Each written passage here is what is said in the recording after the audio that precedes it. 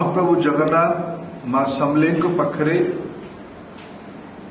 कृतज्ञता ज्ञापन करुच्ची आशीर्वाद भिक्षा करुच्ची आशीर्वाद कारण देशर लोकप्रिय प्रधानमंत्री माननीय नरेंद्र मोदी दलर राष्ट्रीय सभापति आदरणीय जेपी नड्डा जी देशर गृहमंत्री आमर नेता माननीय अमित शाह जी भरोसा कारण मत से आज संबलपुर लोकसभा प्रार्थी भावे चयन करिसेंती मनोनीत करिसेंती। मोर पूरा आशा संबलपुर भाई भौणी माने ओडिशार भाई भौणी माने एथर ओडिशा रे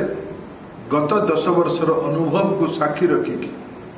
जो प्रकार कल्याणकारी योजना आज देश रे आम राज्य ओडिशा रे आगामी 2047 पर्यंत भारत को एक विकसित देश भावे ओडिशा को एक विकसित राज्य भावे तैयारी करिबा पई प्रधानमंत्री दृष्टि डबल इंजिन सरकार ओडिशा रे भी लागू हबो ओडिशा रे भी जाहिर हबो एही एथर निर्वाचन हबो। मोर पूरा विश्वास देशर जनता सह आम राज्य ओडिशार जनता